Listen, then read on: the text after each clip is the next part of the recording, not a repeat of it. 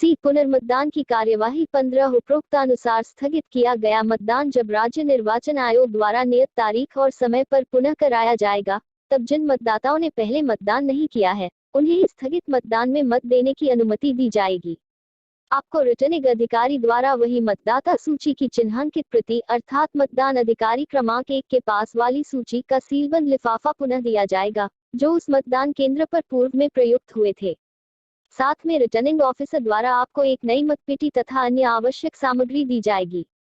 मतदान पुनः प्रारंभ करने के पूर्व तत्समय उपस्थित मतदान अभिकर्ताओं के समक्ष आप मतदाता सूची की चिन्हित प्रति का सीलबंद लिफाफा खोलें और उसके आधार पर आगे मतदान कराएं। उन मतदाताओं को जिन्होंने मतदान स्थगित किए जाने के पहले मतदान कर दिया था, फिर से मत देने की अनुमति नहीं दी जाएगी।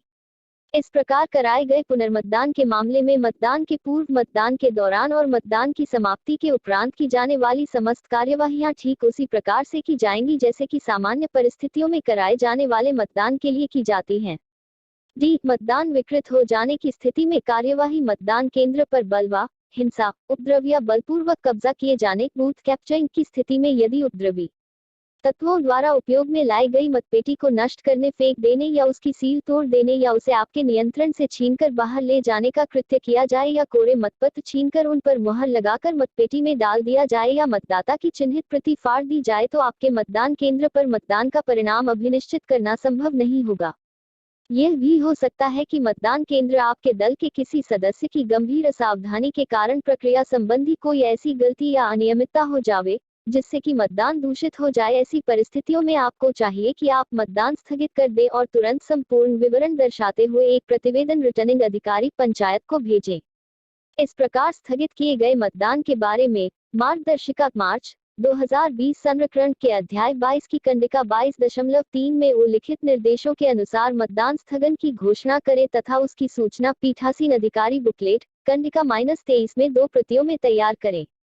एक प्रति पर मतदान केंद्र में उपस्थित अभ्यर्थियों अभिकर्ताओं के हस्ताक्षर कराकर अपने अभिलेख में रखें तथा दूसरी प्रति केंद्र पर सर्वसाधारण की सूचना के लिए प्रदर्शित चरा करें। ए. उपर्युक्त परिस्थितियों में स्थगित किया गया मतदान सामान्यतया राज्य निर्वाचन आयोग से अनुमति प्राप्त करने के पश्चात नए सिरे से कराया जाएगा और इसके लिए आपको रिटर्निंग ऑफिसर पंचायत द्वारा समस्त सामग्री पुनः उपलब्ध कराई जाएगी। ऐसा नया मतदान उसी रीति से कराया जाएगा जैसे मूल मतदान हुआ है। संबंधित मतदान केंद्र पर मत देने के हकदार सभी मतदाता नए मतदान पर पुनः मत देने के हकदार होंगे। मूल मतदान में लगाया गया अमिट स्याही का चिन्ह नए मतदान के समय ध्यान में नहीं रखा जाना चाहिए। नए मतदान के समय बनाए गए चिन्हों का पहले से ही बनाए गए मूल मतदान के समय के चिन्हों से भेद करने के लिए आयोग के निर्देश है कि नए मतदान में अमिट स्याही का चिन्ह मतदाता के बाएं हाथ की मध्य अंगुली पर लगाया जाना चाहिए। 8.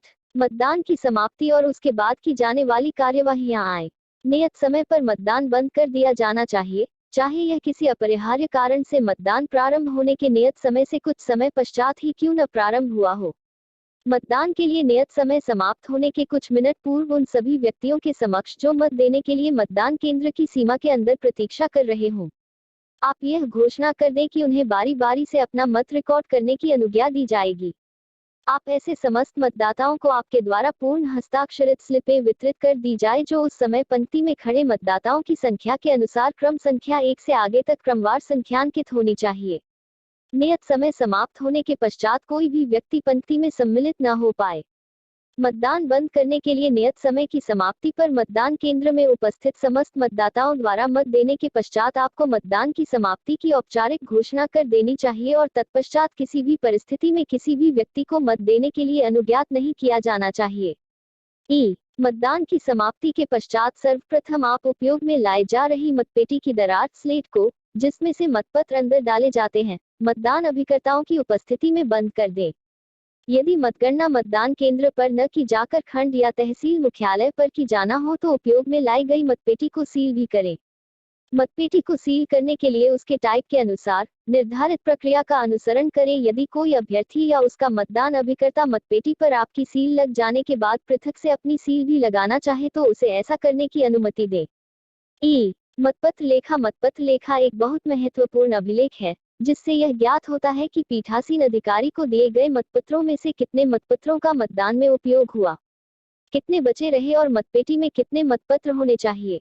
एक समस्त पदों का मतपत्र लेखा प्रारूप -15 के भाग 1 में तैयार किया जाएगा। मतपत्र लेखा का भाग 2 मतगणना के समय भरा जाएगा, उसके पूर्व नहीं। प्रत्येक वार्ड के पंच के लिए अलग अलग मतपत्र लेखा तैयार किया जाएगा, क्योंकि हर वार्ड अपने आप में एक स्वतंत्र निर्वाचन क्षेत्र है। संबंधित पदों के पृथक पृथक मतपत्र लेखा लिफाफा क्रमांक 5 में रखें। इन लिफाफों को अभी बंद न करें, क्योंकि मतगणना के समय मतपत्र लेखा के भाग 2 में प्रारंभिक मतगणना की प्रविष्टियां की जाना होंगी। कदाचित यदि मतगणना खंड या तहसील मुख्यालय पर की जानी हो तो लिफाफे बंद कर दें। बी मतपत्र लेखा प्रारूप -15 की अधिप्रमाणित सत्य प्रतिलिपियां उपस्थित सभी मतदान अभिकर्ताओं को प्रदत्त कर उनसे रसीद पावती पीठासीन अधिकारी बुकलेट की कंडिका 19 एवं 20 में दिए गए स्थान पर प्राप्त करनी चाहिए। उक्त लेखा उपस्थित सभी मतदान अभिकर्ताओं को उनके बिना कहे ही दी जानी चाहिए। यदि किसी अभिकर्ता द्वारा हस्ताक्षर करने से इनकार किया जाता है तो उन्हें प्रति प्रदाय न करते हुए तदनुसार टीप रिमार्क कॉलम में दर्ज करें। सी मतदान अभिकर्ताओं को प्रदत्त करने के लिए प्रारूप -15 की पर्याप्त प्रतियों पीठासीन अधिकारी लीफलेट में संलग्न की गई है। यथासंभव आपको कार्बन पेपर की सहायता से इनकी अपेक्षित प्रतियों तैयार करना चाहिए ताकि मूल प्रति और अन्य प्रतियों में कोई असमानता न हो।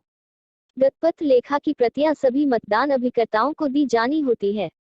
अतः यदि आपके मतदान केंद्र पर अभ्यर्थियों की संख्या अधिक होने के कारण पीठासीन अधिकारी लीफलेट में संलग्न की गई प्रतियां आवश्यकता से कम हो तो सामग्री प्राप्त करते समय ही रिटर्निंग ऑफिसर के संज्ञान में लाते हुए उनसे पर्याप्त संख्या में प्रतियां प्राप्त कर लें।